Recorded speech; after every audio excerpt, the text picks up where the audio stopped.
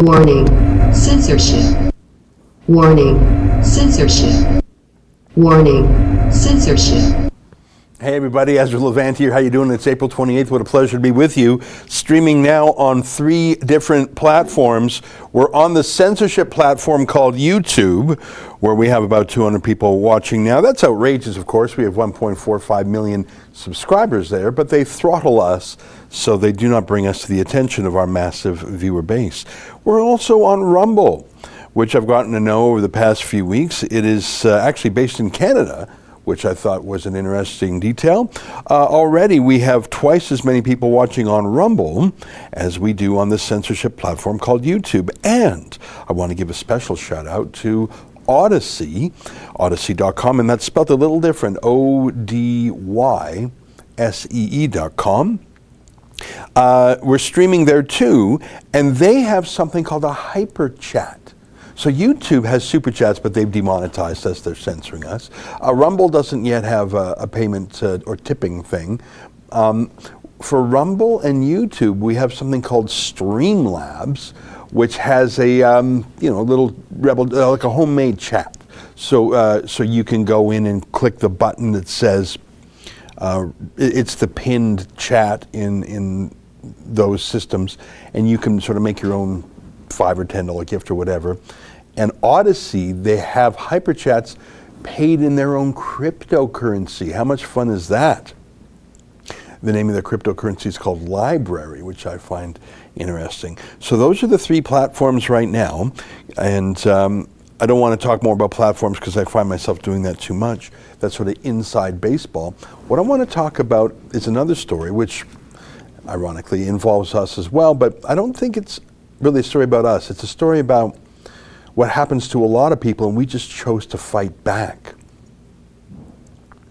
You know, we hear about fake news, we hear about disinformation and misinformation and interfering with the democratic process, and I'm always nervous when I hear those things because it's usually said by someone in the corporate media or in the political establishment who is using that as an attack to silence a critical media source.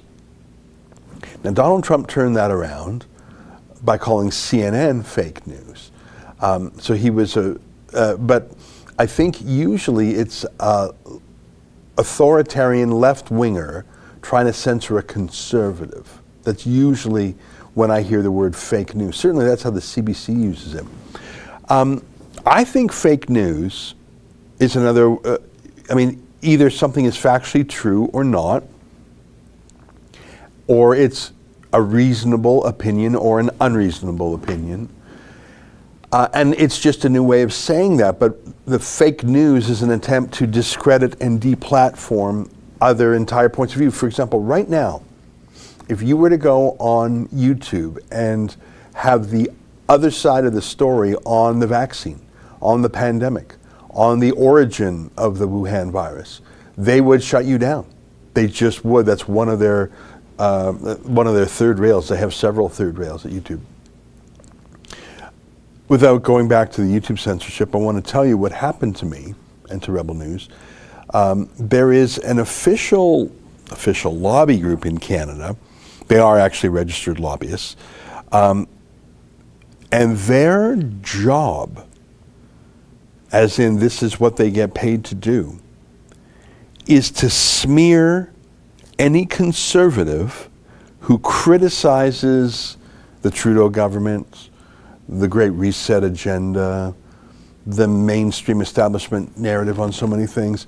Their job, for which they are paid handsomely, is to detect those dissident voices, smear those dissident voices, defame them, and actually, and I'll prove this to you, call the police on those dissident voices.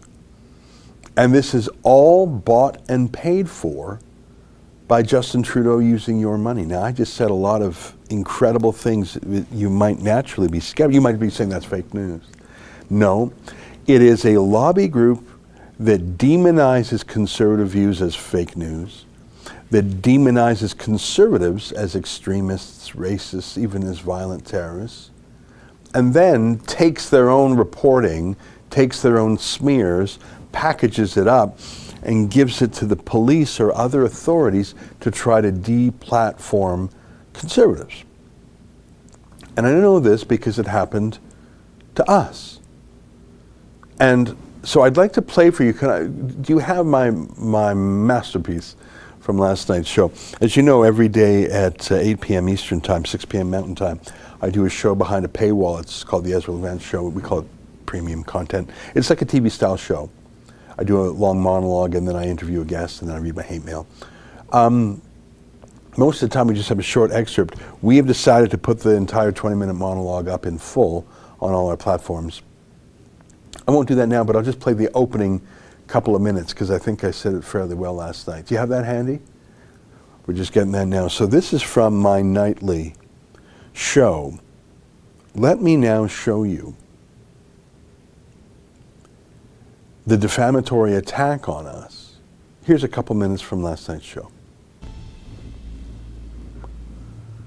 Yesterday, I received an apology from someone named Elizabeth Simons. It's very short. Let me read it to you. She says, I've deleted a tweet that suggested the Christchurch terrorist was incited by Rebel News to commit violence. I did not have evidence to support that and apologized to Rebel News. That apology went up on Twitter yesterday. She had made those disgraceful, defamatory accusations against us back in December, more than 4 months ago. I'm not going to read her original smear. It was so gross. And as you can see, even she admits she just made the whole thing up.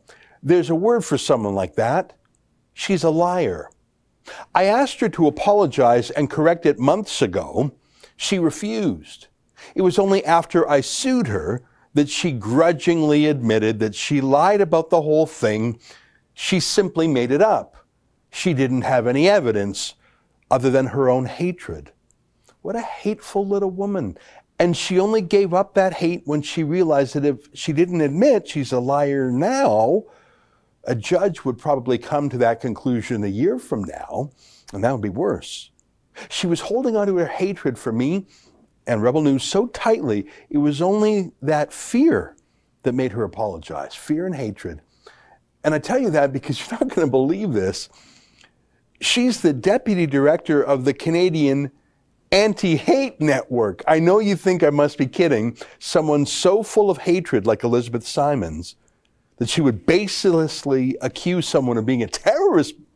I mean, someone who hates so deeply that she hangs onto a lie for 4 months, knowing she made it up.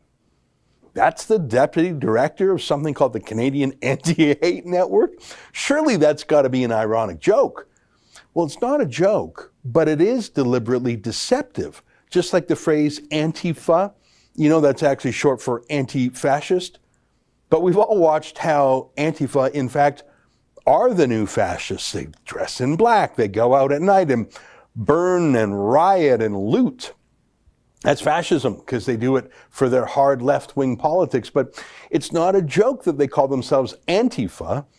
It's disinformation. It's misdirection. It's to throw their critics off balance. So that when you say, wow, look at those fascist street thugs, they say, well, you must be wrong because we call ourselves Antifa. We can't be fascist. No, you are. You're just lying about your name.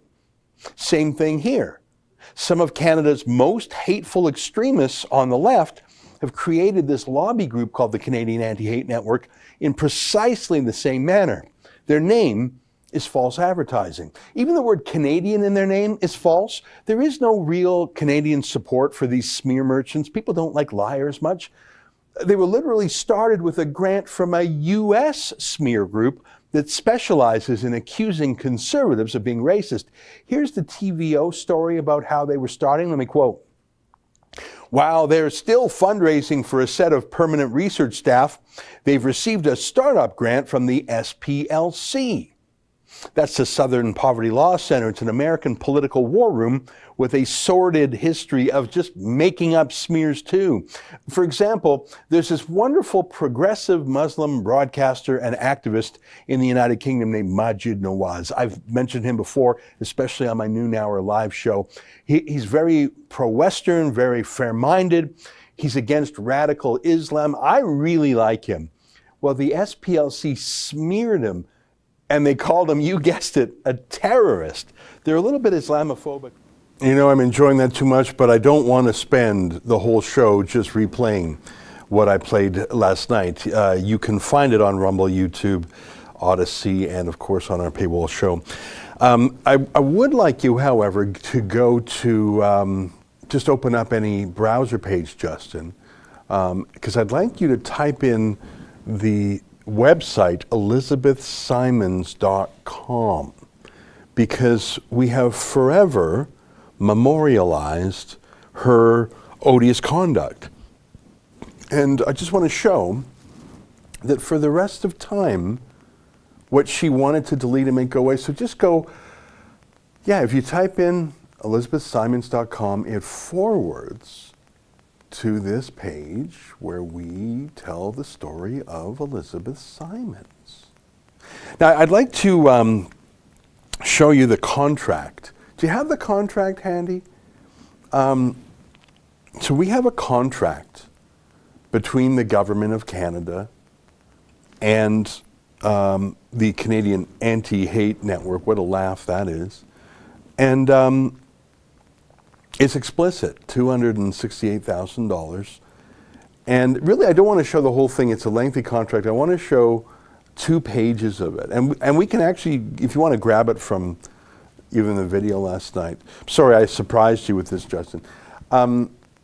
There's 2 things I want to show. I want to show the front page of that contract, really, that shows it's between the Government of Canada and this Canadian Anti-Hate group that received $266,000. So I just want to show the contract exists, and it was $266,000. And then I want to show what they were getting paid for this $266,000. It was to smear enemies of Trudeau. I sort of threw Justin for a link because I know that whole contract is not on the website. We should put it up there. But I do show the key pages of it in the video. First of all, $266,000. Now, we don't take a dime from the government here at Rebel News because we have actual supporters. We're not part of some corporate media. We're not government subsidized. We have people who really like what we have to say. So they support us. We have never taken government money. The fact that this Canadian anti-hate group has to take money from Trudeau and other foreign sources shows it. But take a look at this. So here is the contribution agreement between the government and the Canadian Anti-Hate Network. And here's the dollar amount. $268,000. Can we play a little bit more of the video? Can you? Yeah, right here is perfect. Yeah. So instead, I don't have the contract in. The Canadian Anti-Hate Network, this is what they're being paid to do, will increase the organization's capacity to counter online hate by hiring 14 members to carry out the monitoring of extreme right groups, report on their activities, and file complaints with law enforcement. It'll educate the public as to these groups and the damage they create. So the Government of Canada, Justin Trudeau and Stephen Guilbeault are using tax dollars to pay this anti-hate group to spy on people? Because that's what they are doing. I just quoted from Elizabeth Simons, the confessed liar. She wasn't monitoring the Grace Life Church online. She was spying on what people who actually went to the church in support of the church were doing. See, that's not an extreme right group. They're a church. People of all political stripes are there. I went to that church. Lots of hugs. No one actually talked politics at all when I was there. There was certainly no hate. except for the Canadian Anti-Hate Network and Elizabeth Simons hating the church. But you saw the contract. It wasn't just to spy on their fellow citizens. It was to gin up fake complaints to police against the church, against oil patch supporters in the United We Roll, against Wexit supporters. Justin Trudeau is literally paying private operatives with tax dollars to spy on his political enemies and to smear them in the media and to interfere in the legal and police processes to gin up complaints and stir up strife. Justin Trudeau is paying dirty tricksters like the confessed liar Elizabeth Simons to smear his political enemies. She tried to do it to me, and I fought back, and they all admitted they're a bunch of character assassins who just made it all up.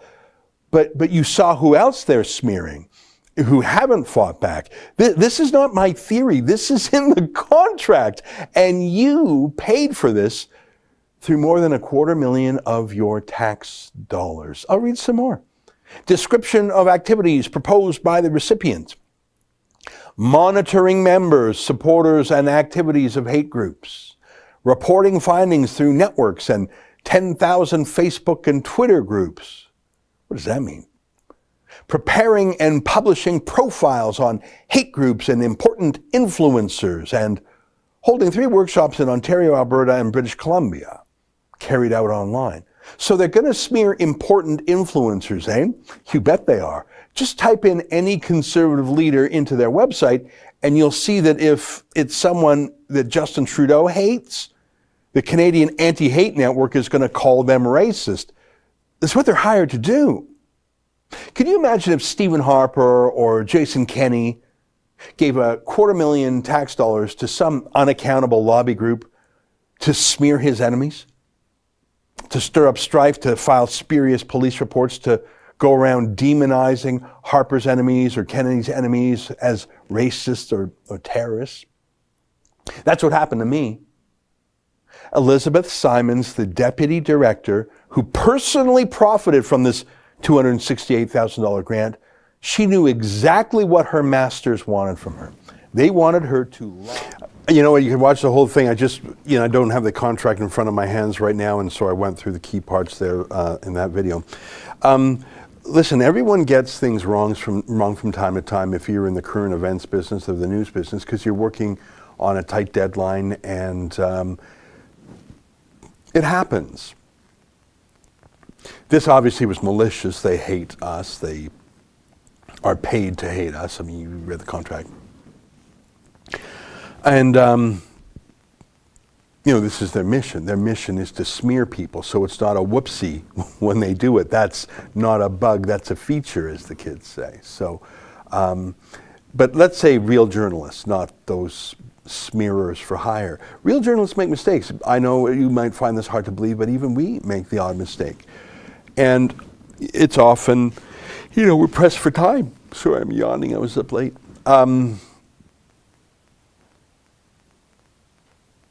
So you correct it, sometimes you apologize, but to take 4 months to apologize, why?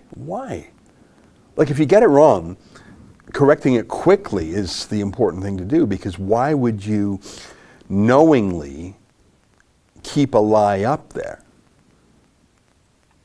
So the fact that this professional liar, ElizabethSimons.com,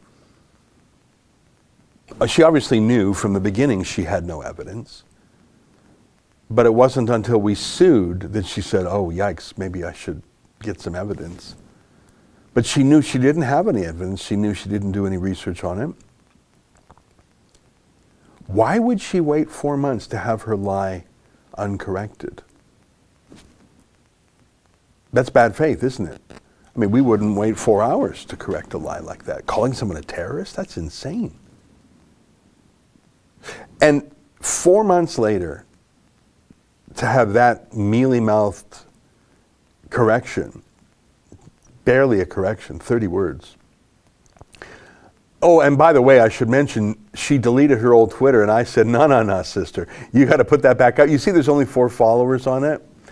joined April 2021, because she put that apology up for like a day months ago and then immediately deleted it and deleted her whole account. I said, no. You got to put that back up, and you got to have that up there for at least 90 days. So you can see this wicked little liar, Elizabeth Simons, paid to lie, paid to defame on behalf of Trudeau, taking your tax dollars to go after his enemies. She just recreated her Twitter account for this one tweet. And she, by the way, I don't know if you noticed, go back one frame. You're not allowed to reply to it. You say, who can reply? Only people she mentions. So she stopped people from replying. But as you can see, there's lots of retweets and quote tweets. Click on that button that says quote tweets. Just click on So you can't stop people from. Look at these comments. Shame on you. There's one from us. Wow, you're ignorant. She still needs to be sued. I did not have evidence. There's a word for that in English, and here's how you say it. Lied. They blocked me too. He was literally white supremacist leftist. Oh, talking about the Christchurch terrorist. Yeah. Always serious slander. Oof, now there's an admission coming in late. Very funny. Elizabeth Simons took legal advice and discovered that there are a few laws against defamation. So she's trying to hide her cowardly face. And she deleted her old account, and she blocked people from replying. But hundreds of people, and my own tweet on the subject. Can you go to my pinned tweet? And again, you may say, Ezra, will you ever stop talking about yourself in Rebel News? Well, I mean, this goes to what we learned. So scroll down a tiny bit. So 1,500 retweets, 84 quote tweets, 3,400 likes. I checked the, the Twitter analytics on that first tweet, and you can see all those other tweets got a lot of traffic too. Twitter analytics yesterday were huge. That first tweet alone got 1.1 million views. So I think it backfired on the haters. But if you watch the whole video, which I encourage you to do, you'll see that she personally has also gone after Grace Life Church, who are the nicest people you'll ever meet. Gone after the Conservative Party. They're not the nicest people you ever meet, but they're not racist extremists. Went after the Manning Center. I'd call those red Tories, like they're not even very conservative. She's gone after Wexit. She's gone after pro-oil patch supporters. So there are very few conservatives that Elizabeth Simons has not smeared. And her research is shoddy for all of them. And I don't even trust her basic facts now. She's a confessed liar. When someone admits to lying, you always have to be, it's like someone who cheats. Well, you cheat once. Is that really the only time in your life you've cheated and plan to cheat? So Elizabeth Simons, the fact that she remains with Canadian Anti-Hate Network without being disciplined, fired, suspended, denounced by their own team, tells you everything you need to know. What she did for them absolutely had their approval, still does. She'll probably get a raise. I think what she does is probably illegal for the government itself to do. So they just delegate it to some lobby group to be their hate, vanguard for them. That's what I think is going on there. We got some super chats coming in various varieties. Are you also scooping up any hyper chats from Odyssey? We haven't got any yet, but you can make the. There is. So there's a few things going on. There's a live chat on Odyssey. There's a hyper chat. That's when you give a tip. We got the live chat on YouTube, but without the monetization. And Rumble, 1,500 people watching right now on Rumble. So we got a lot of things going on. I got a bunch of screens open on my computer here, but let's read some super chats. Heighten 111, $12, thank you. Bruce B, $1.62. Do you know why we do not spray DDT on children anymore? Someone questioned the science. Today you're not even allowed to think the wrong thought. Hey, that's a really good point. By the way, I want to say that I think that in the balance of things, DDT saved a great number of lives because the mosquitoes that DDT was deployed against killed millions, like literally millions. I don't know enough about it, so I won't challenge you on your big points, but we have to be able to dispute science. In fact, that's a central part of science, is challenging it, testing hypotheses, adjusting. So you adjust your theories to conform with the facts, not the other way around.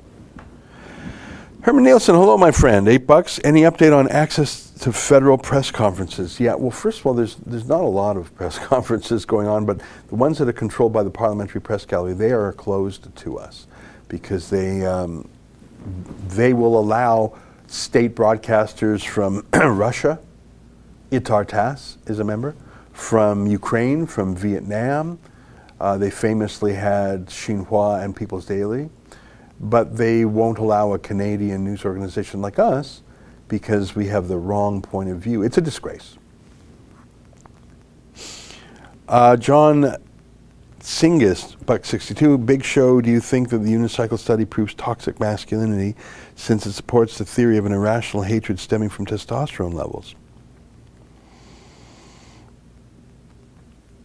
That's a great question. And first of all, thanks for calling me by my rap nickname.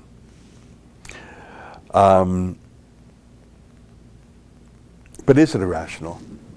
Is it irrational for men, especially with a woman, to be defensive if a rival who's splashy and entertaining and looking for the attention and affection of women comes in? Is it really irrational for a man to try to disparage the potential rival by disparaging or making mocking jokes? Go ahead. Justin says, I think if you're threatened by... See, Justin he's the head of the Unicycle Anti-Defamation League. He wasn't here last week when we went... You have no idea how deep we went on unicycles. We probably spent half an hour. I read the whole study. Justin is sympathetic. He's a defender of unicyclists. He's a sympathizer, to be honest. He said, if you are intimidated or afraid of a unicyclist, that's the least of your problems. You got big problems. But I'm saying, I'm actually in some way giving a backhanded compliment to the unicyclist, like a juggler. And I say again, I have no problems with a unicyclist in a circus. I have no problem with a juggler in a circus. That's what you go to the circus for. Entertain me, you know. But if you were walking down, let me put it to you, my unicyclist sympathizing friend. If you were walking in your neighborhood and you saw a unicyclist in your neighborhood, so out of context, not at the carnival, not at the fair, not at the circus, not as part of some kid's birthday party, but a unicyclist in public, would you really be a sympathizer, or would you say, lad, proper place, proper time? What would you say? Justin says, I think I'd ignore it. He said he'd ignore it. He'd think he's a wacky character, but I wouldn't be afraid my wife is leaving me for him. Well, listen, obviously no one thinks the wife is simply going to run away with the unicyclist, run away and join the circus, as the saying used to go. But when you have someone in, like, listen, I haven't been single in many years, thank God. And a lot of ladies are very grateful for that as well, that I haven't been single in quite a long time. Imagine that appalling show. But I think when a man who is successful in his manliness shows up, tall, dark, and handsome, as people used to say, athletic, sporty, masculine, I think other guys aren't offended. They may be impressed. You know, that old saying, guys want to be him, girls want to be with them. I don't think, so that's a rival, that's a genuine rival, but some guy, hey ladies, it's almost like the guy doing the 3 shell game, you know, where's the bean under the shell? Because other guys sense trickery. They sense trickery and sleight of hand and a gimmick, and it's the gimmick that I think guys find offensive. Let me put it to you this way, Justin, my unicyclist sympathizing friend. I'm glad to know that. Gonna watch my back now. Let me give you a comparison. Male feminists. Most masculine men I know can detect a male feminist at 100 yards and instantly hate that guy. Would you agree with me on that at least? And why? I put it to you, it's the exact same reason. Oh, it's a trick. You're tricking the woman. You're tricking her. You know who got a women's studies degree? Jian Ghomeshi. Why? It was a trick. It was so he would be surrounded by girls all the time. Like, who's the guy taking women? You're a man taking women's studies? What are you doing? Oh, got it. Because you're a serial sexual assaulter, a serial abuser of women. That's why. Now it makes sense. And the main reason male feminists tell the world they're male feminists is that it's a preemptive deflection to accusations about their own misconduct. Think about all the famous male feminists out there, from Bill Clinton to Justin Trudeau, she experienced it differently, to Harvey Weinstein in Hollywood, the biggest feminist you'll ever meet. Any male feminist who tells you they're a male feminist, I have the same reaction to unicyclists as I have to male feminists, is that, oh, this is a trick to deceive women about your intentions. That's what the unicycle, it's a proxy for a man who is not being manly in a mannish way, but a trickster who is seeking some secret entrance under false pretenses. That's my genetic explanation. You know, I took a course 25 years ago in college. Dr. Tom Flanagan was my professor. The course was called Biopolitics. What on earth is that? There is no way that course would be taught today. It would be illegal. Did I ever tell you about this? I'm going to take a moment. Do you ever wonder why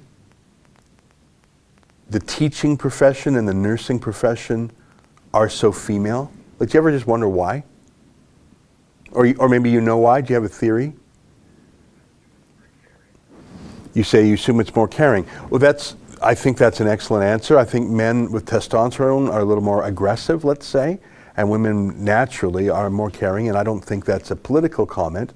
I think statistically that's true, and biologically, I think testosterone is an example. Why are construction jobs, why are there so few female loggers? Now that's in some ways easier to answer. If you're a logger, in the old days you had to swing a heavy axe or use a heavy chainsaw. So plain old physical strength is the answer. And so I remember an exercise we did, and I won't take more than 2 minutes on this. Can you, I wonder if you can find it, the distribution of top athletes by sex. Here's what I mean by that. I mean, just give me 1 second on this. Let's say someone says, Ezra, the average woman is only 2% weaker than the average man. It's depending on what kind of strength you're talking about, that's not true. And they could say, a lot of women are stronger than a lot of men. And if you look at the curve, you'd say, yeah, the strongest women are stronger than the weakest men. But let's talk about excellence. The fastest human in the world. So now you're way over on the bell curve, way over there. So any little differences between the sexes in the middle of the bell curve, it's going to be really extreme over there. Can you just call up on Google? Yeah, I want to show. Okay, well this will do. Okay, great. Pump this up, and then we are going to go to find the overlapping bell curves. So the 100-meter dash, best boys result, best women's result, 200 meters. Oh, look at it for 5,000 meters. So this makes sense because, of course, the U.S. women's soccer team that's always kvetching about how underpaid they are, they were beaten by a team of 15-year-old boys. I'm having trouble explaining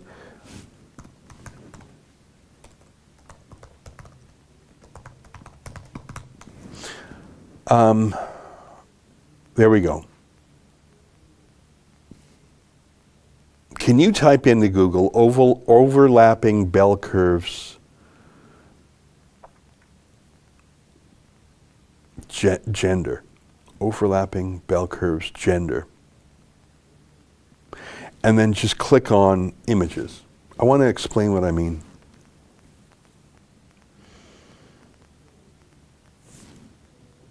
And click on the second image. Yeah, that one. Yeah. So, I just want to show, and I'm going to get off this in a moment. I promise. Okay, so this is height, right? Which is perfect because, height is height. It's not something you can work at. It's not like strength. You can practice to be stronger. You can exercise. You can't really change your height. I mean, unless you were malnourished as a child. Do you understand what this is? So those are what we call bell curves because they're shaped like a bell. Another way is a standard distribution. So this suggests that the average woman is about, now this is in centimeters, so let's say 5'4". I don't know what 160. And there's some who are a little, most women are within a few inches of that. But you'll see there is a small number of women who are pretty tall. And a tiny, tiny, tiny number of women who are super tall, right? There are women over 6 feet. And you probably would find some women 6'4", maybe 6'6", but that would be extremely rare, right? Like if you saw a 6'6" woman, you would point it out to someone you were with in a non-conspicuous way, just because it's so rare. And look at men. Forget the fact that it is a lower curve. That means it's more distributed. There's more variation. But for men, the average man is, what does that suggest? 15 centimeters taller. But just the average. What this chart is so good at showing is there are some men with, quote, female height and some women with, quote, male height. They illustrate that. That's really easy to see. So you could say, someone who claims there's no gender differences would look at this and say, no, there's millions of women taller than men. And they could point to that pink shaded area. And they'd say there's millions of men shorter than women. And they could point to that blue shaded area, and that would be true, but that's true because of verbal trickery. What these overlapping bell curves show, and there's no judgment here.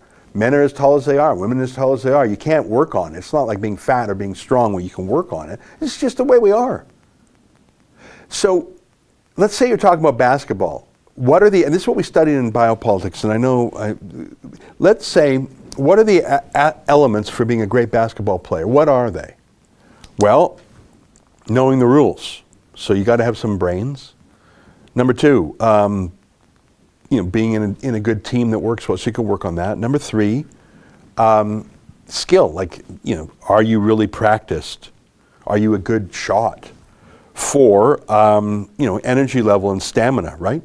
But you cannot deny that height is an advantage. You just can't deny it. I mean, there's no dunking in the WNBA. It's just the other day Shaquille O'Neal suggested lowering the hoop. You want to grab that clip? And he didn't mean that in a mocking way.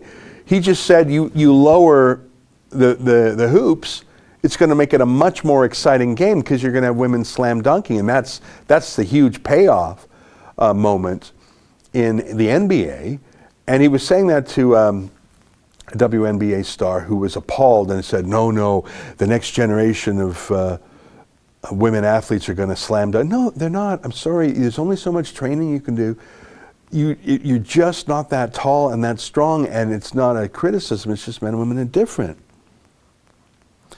Can you put the dueling bell curves up? Because I just want to bring my point home for 1 second. So we just showed you the average guys and the average gals. But when we're talking about elite athletes, all these things we talk about, know the rules, good team, lots of skills, high energy, height. So each of these things you have to be the best at. So you're not talking about the average woman and the average man. You're talking about the absolute best of the best. So you're talking at people on the far, far, far right-hand side of the bottom axis, right? So, yeah, some women are taller than some men. But if you're talking about the tallest person in the world, it is absolutely a man. Because look at the right-hand side of the, look at the very, very far right. There are still a lot of guys way out there, but there are almost no women. So there are certain attributes in life. Like you can be a male nurse, you can be a male teacher, and in fact there are outstanding male nurses and teachers. But for something that when you're Olympic level elite, because of those inherent differences that cannot be changed, and the bell curve, the fastest person in the world will always be a man. The fastest 100 people, the fastest 1,000 people, probably the fastest 1,000,000 people if you were going to the entire population before you got to your first one. And that is not a condemnation. There are other things that women are better at. I don't even know why I went down that tangent, but I wanted to talk about the bell curves. And what Dr. Tom did is he would say, well, why are there more men than women in politics? Answer me, riddle me that. Well, first of all, that is changing. So that suggests that there were some cultural reasons as opposed to inherent reasons. But I remember that day because, oh my God, can you imagine a professor in a class in college? It would be unthinkable these days. He's saying, here's what makes a successful politician. And he would say, smarts. Okay, men and women are the same. Verbal eloquence. And he actually said women are better verbally than men. And I think there's some truth to that. He said money. And I think men have more money in life, but women candidates can raise a lot. He said something interesting. I'm remembering this from 25 years ago in school. He said the voice. The voice of a politician matters. And I know that because I used to work for Preston Manning, and everyone mocked his voice, right? Whereas Brian Mulroney had that wonderful, and Reagan had a great voice. Your voice matters, and unfortunately some women, when they speak in a speech at a high volume, they can sound a little naggy or screechy. And I'm sorry, I'm not saying that for everyone. There's some women who have a wonderful speaking voice, but Dr. Tom Flanagan, in that class, suggested that on average, the voice of a man in politics is more appealing politically than in women. Like the sound. I don't know, you can disagree with that. But especially when there's hollering or shouting, you can get a negative. You can disagree with that, but that's what he said. I'm just telling you what he said. You know what else he said? Here's the killer. He had two things. He said, in life, a lot of women don't have spare time because they're looking after the kids. Until the kids are out of the house, and by then, okay, so you're a 50-year-old woman, are you going to start your political career then? So a lot of men who are successful in politics, they started on the town council, then as an MLA or MPP, then as an MP, then so it was a 30-year trajectory. If you're a woman who does what a lot of women do and has kids, that's going to take an enormous number of women out of contention if time spent and time in the day is a factor. And then the last thing he said was aggression and testosterone. So Dr. Tom Flanagan, and you can disagree with some of these things, and if I had what I knew now and could go back in time 20 years, I'd probably ask him tougher questions. But he was trying to explain the biological reasons why there's more men than women in politics. Now the left would say a lot of those are cultural reasons that we can address. And frankly, some of them have been addressed. Money, I don't think there's a difference between the number of men and women raising money. I just don't think there is, especially in the age of internet fundraising. But I think some of those factors are still there. And that goes to the transgender arguments. Someone who's born a man and then transitions to being a woman, you still got the strength, the height, the muscle mass. Even if you take hormone replacement or whatever to reduce your aggression, you're still going to crush those girls in the girls' leagues. Because that bell curve, it's just not going to be fair. That double bell curve is why we have men's sports and women's sports. You could have that same, Justin, I want to let you know, you could have that same double bell curve for weight classes in boxing. You could have a flyweight, theoretically, defeat a super heavyweight, right? But you'd have those two bell curves. It ain't going to happen. And you know what? That's not going to be fun sport. You have a flyweight taking on a heavyweight, that's not going to be fun to watch. You want to control those so that the only differences are skill, aggression, smarts, speed, whatever. There's stuff you can work on. Hey, here's a 6'5", 250-pound boxer, and you're 5'3". Boy, that's not even a sport. It's only fun if the little guy wins. Then it's a hell of a thing. But then they threw it or whatever. But that double bell curve, we just spent the last 20 minutes talking about it in the context of gender. But that double bell curve could work for weight classes. It could work for age. That's why, in the kids' hockey, you have different leagues. Obviously, you're not going to have a 6-year-old playing against a 12-year-old. And that's not, well, 6-year-olds can do it too. Well, I bet there is a 6-year-old out there who could beat a crummy 12-year-old out there, but it's not going to be normal at all. You're going to have those two overlapping bell curves. All right, well, that was half an hour. I don't know where that came from. I'm going to get back to some super chats. I'm going to whip. We got some hyper chats now. Thank you, everybody. You know what that was? That was me taking half an hour to answer John Singus's $1.62 super chat about testosterone levels. So that's a half-hour answer to a super chat. I think that deserves more than $1.62. John, I'm kidding. Thanks very much for the interesting question. Adam Wanders, $4. Rebel News, a breath of fresh air. Thank you for supporting us with Fight the Fines and giving us the other side. We love you and hope for many great years to come with your teammates. Well, that's very friendly. Nurse for Freedom, $2. When does Bill C-10 get voted on? Pierre Polyev has sent a petition against it. Michelle Rempel against it. Do you see Rocco Galati's YouTube video about the leak? There's so many questions there. But I have been covering the looming federal censorship of YouTube. I've been covering it for a couple months now. And maybe I should do more of that stuff outside the paywall. But, at least a couple times a week, I've been talking about that on my Ezra Levant show, which is behind the paywall. In fact, Justin's sort of sick of it now, and he's probably laughing that all these people out there are finally talking about what we've been talking about for months. A hyper chat, 10 libraries. Is that, you say 10 libraries or 10 library token? That's some crypto. We're in the crypto, I tell you. Shaunavision, will you still sue the Canadian Anti-Hate Center? No, I've accepted their grudging and unwilling apology and retraction. Once someone apologizes and retracts,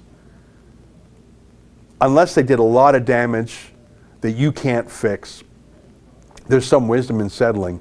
And I believe that taking that apology and retraction and showing it to the world is the best rebuttal to their lies. I mean, I could holler for 2 years in court. They lied about me. They lied about me. I could do that for 2 years. And hopefully at the end of the day, a judge would agree with me. But I believe that them saying, we lied, is much more powerful, right? Because I can say that and it could be true or not. But that's quite a thing for someone to admit. The Canadian Anti-Hate Network admitted, and you read their 30-word tweet, that they're liars. So, I mean, I count that as a win for the truth, and we managed to turn it around and mitigate some of the damage they did. I mean, imagine accusing someone of terrorism with no evidence. I mean, if they had some weird evidence, I can't even imagine what that would mean. Fine, have at it.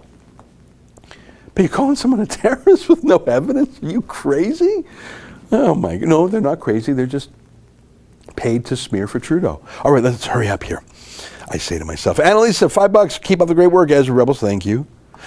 Another hyper chat. Oh my God, we're stacking libraries like holy mackerel. Great little homestead. Ottawa's move to regulate video posts on YouTube and social media called assault on free speech. I saw that story. You know, I had a journalist. I'm not going to say who because he won't be allowed to talk to me anymore. I got a journalist. I was out walking the dog. I don't know if you know I do that in the mornings now. I do 3 dog walks a day. That's the dog walks me. It's not even me walking the dog, and it's good because you're probably saying, Ezra, you're so tight like a tiger. Ezra, how you get so fit? Ezra, can we get some fitness tips from you? Ezra, when did you get so toned? Like I hear that all the time. So a journalist says, Ezra, do you think the Liberals' decision to censor YouTube is an attempt to get at you, at least in part? I'm not going to say which journal this is, but you might, I'll tell you what I wrote. I said, we are the largest independent political news channel in Canada on YouTube channel that is not already owned by a company regulated by the CRTC. So the CBC, CTV, Global, they have sizable YouTube accounts, but they're already regulated by the government, right, through their TV station. I list our stats, and I say, anyway, I went on and give some more details of it. So yes, I asked by saying, and if it wouldn't be us, who would it be? Like, who is that aimed at? If they're coming to censor YouTube in Canada, if the Liberals would censor someone on YouTube in Canada, who would it be? Tell me some other critic of Trudeau who's anywhere close to our viewership and the interest of our viewers. Of course they're coming for us. Hyper chat, 5 libraries from Enoch the Salty Pretzel. I'm loving the hyper chat here. Couldn't super chat from Israel on YouTube. Had to jump through hoops with VPN and Tor. Is okay. Well, I know what some of those words mean. That's getting around geographical blocks on the internet. So thanks for going to the effort. Well, I'm glad you like Odyssey. I have a soft spot in my heart for those guys. Let's just do a quick check. Right now on Rumble, we got 1,440. I'm surprised anyone's still watching after my soliloquy on gender differences. 68 on Odyssey. Well, we like them though. And just over 1,300 on the censorship channel, YouTube. So it's nice to be talking to everybody. By the way, when I talk about gender differences, it cuts both ways. There are some things that women are better at. There are some things that men are better at. And by the way, I think women choose not to do, some of the worst jobs out there, can you Google mortality by occupation? You want to know some of the most dangerous jobs in the world? I'll tell you right now. I mentioned forestry, logging, fishing boats, construction. There are some mining. Over 100,000 Americans died in the last century in coal mine accidents. 100,000. Justin, have you ever heard of a female coal miner? Like even one? You don't know that many coal miners. I just have plain old never heard of a woman coal miner. I'm not saying there was none, but if you were a woman, now I know you're a unicycle sympathizer, but if you were a woman and you had a choice of anything or being a coal miner, well, forget being a woman. If you're a man, like being a coal miner, it's honest work, it's hard work, but you're underground, you're breathing that coal dust, there's no sunlight, you come out covered in coal, it's dark, it's dangerous, you have cave-ins, it's physical labor. Yeah, you've got machines, but there's no getting around the physicality of it. Did you find any mortality by, no? Can you pump up some of that stuff there? So fatality count, employment, fatality rate. Okay, so it's the rate we care about, right? So there's a lot of truck drivers. There's 2.8 million truck drivers, 740 deaths, but the fatality rate is still quite high, 26 per 100,000, I'm guessing. That's what, 26 per 100,000. Probably accidents, right? Or probably accident. Yeah, wow, that's a lot of highway crashes. Farm occupations. Farming is dangerous. Construction. Look down a little bit. Timber cutters. Do you see that?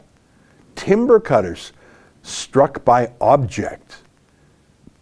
And then fishers. I told you, didn't I say, being a fisherman? I said, I nailed it. Forestry, fishing, drowning. Yeah, I hate to say it. Auto mechanics.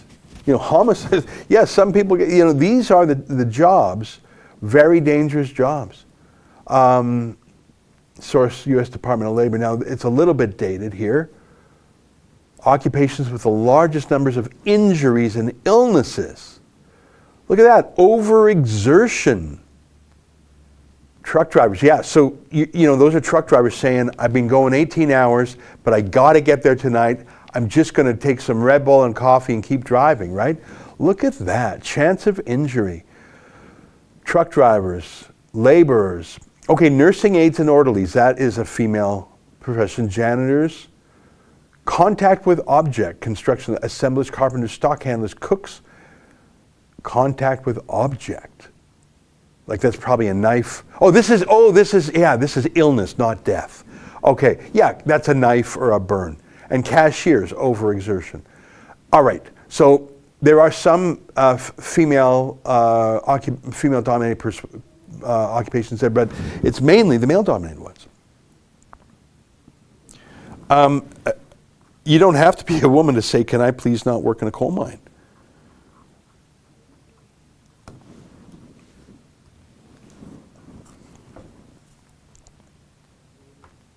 Punk Zero, $10. I'm enjoying this new Canadian variant of Super Chat. Keep up the good work. I'll do my best. Punk Zero. Commie Canada, $2. Quote, it is far easier to concentrate power than to concentrate knowledge. That's why so much social engineering backfires and why so many despots have led their countries into disasters. Thomas Sowell.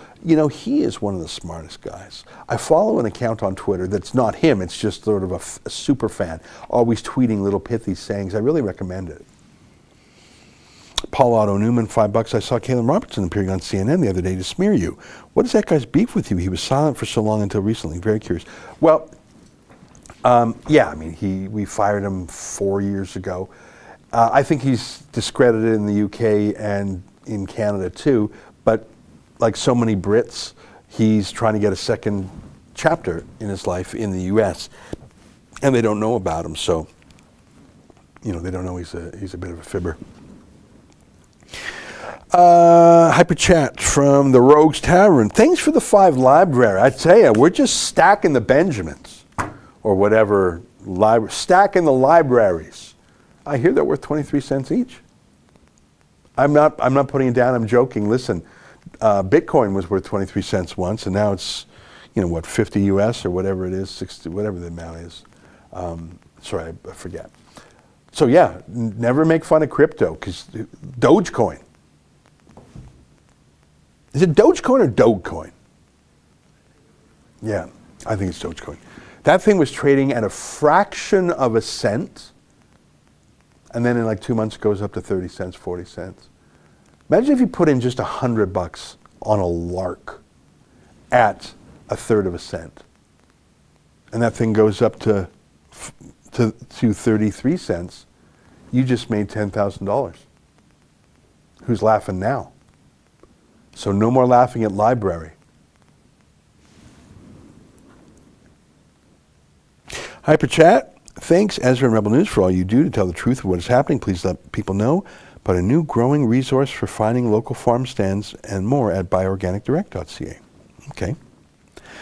Debnet, $3. Serena Williams once played against Karsten Brash in tennis. At the time, they were number 1 and number 203, respectively. Brash drank beer during the changeover, but it did not matter. He won easily. That's an incredible story. I'm going to take your word for it without fact-checking it, but that is just the truth of it. And it is certainly not a condemnation of Serena Williams. Again, take it out of the men versus men dichotomy and put it into a boxing or a wrestling system. You would not have, what's Manny Pacquiao, or what's thank you. Forgive me for mispronouncing. How about Conor? Yeah, Conor McGregor. He looks fairly lean. What's his weight? Yeah, so Conor McGregor, who is nothing but muscle and rage. How heavy did you say he is? 150 something? So if he were up against Mike Tyson, who at his prime was not double that, but he was a monster, right? Now Mike Tyson wasn't particularly tall, but he was like what's that Fantastic Four, that big brick guy, whatever his name is, the Thing. Watching Conor McGregor fight, and what was that big battle? Was it Khabib? Am I getting my names right? He looks lean also. Can you give me Khabib versus the Bear? Can I just show that again? It's just amazing. So some of these, these are names so famous that even I, the most unsportsy guy you'll ever meet, I'm laughing and Justin's laughing because, I know more about unicycles than about football, baseball, any team sports. I just don't follow it. And I know I probably should, just to be a better part of the community, but I just don't follow it. So everyone around here laughs that I just don't know basic names. I don't know the teams. I don't know who's winning and losing. But no, not that one. When he was a kid. Yeah, no. Can you just type in, when he was an 8-year-old boy? Have you seen that one? Surely you've seen that one. When he was a boy, look at this. This is really him. I thought, no way. No, this is him. Look at this. How old was he then? 1997.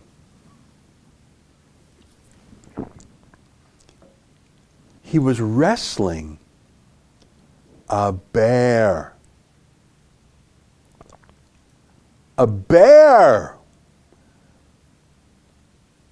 What? And that's how he would practice. There's a lot of different videos and different cuts. I think he did it a lot. Is that insane? That's crazy? Now, you could see the adult was there. I presume that was his dad. I think his dad is really closely affiliated with his career. And it wasn't a big grown bear, but still that bear would, but it was just basically something in someone heavier than him, not as smart as a human, but instinctive, like an instinctive fighter. It's amazing, the instincts of animals. Conor McGregor, these are guys in the 150-pound class, but they're still world-class fighters. They would be crushed if they went against guys in the higher weight category. Crushed. Oh, just one of the measurements in boxing is reach, right? Because that's a factor. And sorry, you got short arms. We don't hate you. It's just going to make a difference, right? We're not racist or sexist or short armist. It's just a thing. If Dr. Tom Flanagan was making a list of boxers, aggression, very high up there, weight, reach, stamina, smarts, there's a lot of things. If you are missing one of those things, if you got short arms, you control for weight and the rest is sport. Joyful Heart, $4. Ezra, I really want to travel. Is it possible to get a legal document from a lawyer that outlines why it is against my Charter Rights and Quarantine Act to have an intrusive PCR test and or vaccine test, or to deny me the right to travel and move around? Whoa, that's a lot of questions there. It's funny you say that, because just yesterday I received from our lawyers a bunch of transcripts. We are suing the federal government for their quarantine hotels. And we're in the Federal Court of Canada, and we just spent several days cross-examining government experts. I want to do a show on that, Justin. Don't let me forget about that. We've got all these great things we're doing, and I don't even have time to tell all about them. So we're trying to fight these things, but right now I think the government's approach is come up with any rule, any law, no matter how ridiculous, no matter how patently unconstitutional they are, let people sue to overturn it in 3, 6, 9, 12 months, whenever the courts decide they want to hear it. But in the meantime, just scare the wits out of people so most people say, I'm not even going to try. That's my theory of what's going on. I think that probably a sheer majority of the different pandemic and lockdown rules are illegal, unconstitutional, but the government knows that and they're fine with that. They just want to scare people into staying in their homes. I really think that's just such an obvious strategy by them. It's immoral, it's unethical, it's unconstitutional, it's illegal, it shows they don't care about human rights, but I think that's what they're doing.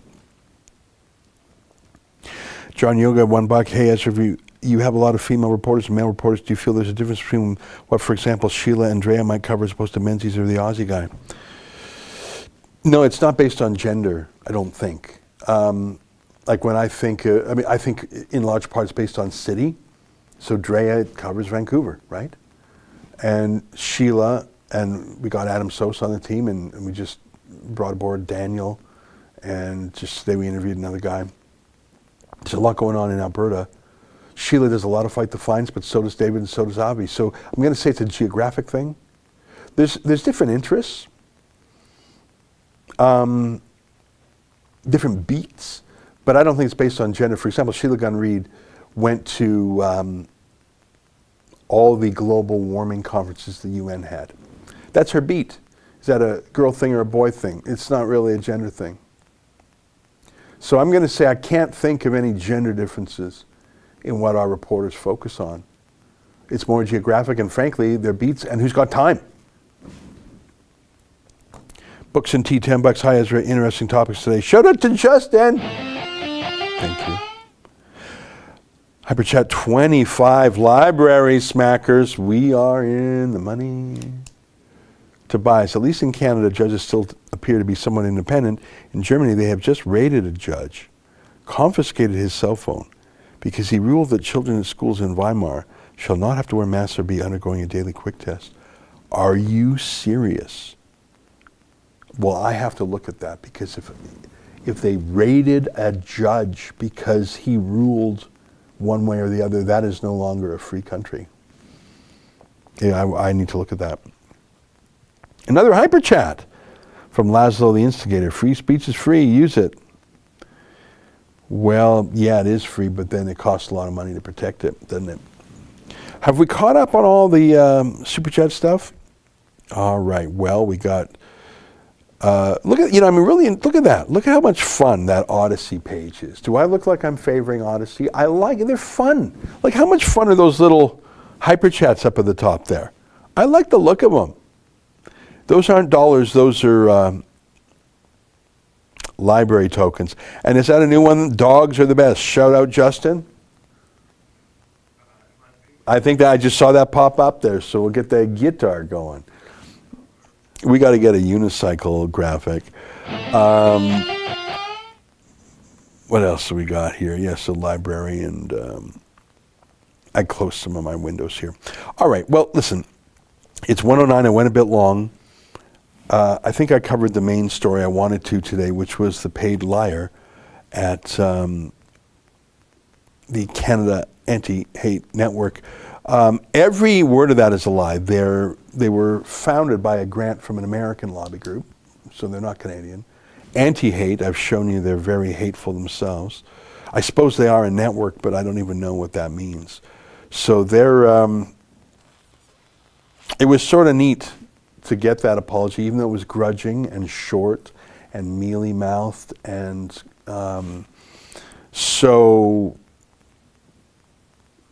minimal, but it said what it needed to say. They are paid liars. And maybe the fact that it was so short is better, because all that's left is that they're liars. I don't know. It's 1:10, so I'm going to say goodbye. Tune in tonight. I have something I've been meaning to show you for about a month, and I've just been busy. I want to show you an exciting lawsuit we filed. Again, I'll say it. I'm not going to give away the details. You have to watch my show to see it. We sued Stephen Guilbeault, the Heritage Minister, and Catherine McKenna, the whatever minister, I don't even know what she does anymore. She was fired from Environment. And we think we have an excellent case. And I'll ask you to tune into my show tonight as I take you through the lawsuit page by page. We filed the lawsuit a month ago. Then Sheila, who's suing with me, and I filed affidavits, which is outlining our evidence. And the government of Canada has written to us saying they will defend the case. So it's on. It is on. So I'll give you details on it tonight. If you're wondering, what are you talking about, Ezra? What's your paywall show? What's that all about? We call it Rebel News Plus, and it's only $8 a month. You get my show every day, Sheila Gunn-Reid's show every week, David Menzies' show every week, Andrew Chapito's show every week, and the satisfaction of knowing that $8 a month is going to keep the Rebel free. You can just do that all at rebelnews.com. Just click subscribe at rebelnews.com, $8. I'm going to say goodbye now. Do we have a dog video today? Indeed we do. I might start bringing in some of my own dog videos, you know. Although I'm worried I'll be biased. I'm worried that I'll think my dog is funner or smarter just because he's my dog. All right. Goodbye, everybody. Here's the dog video.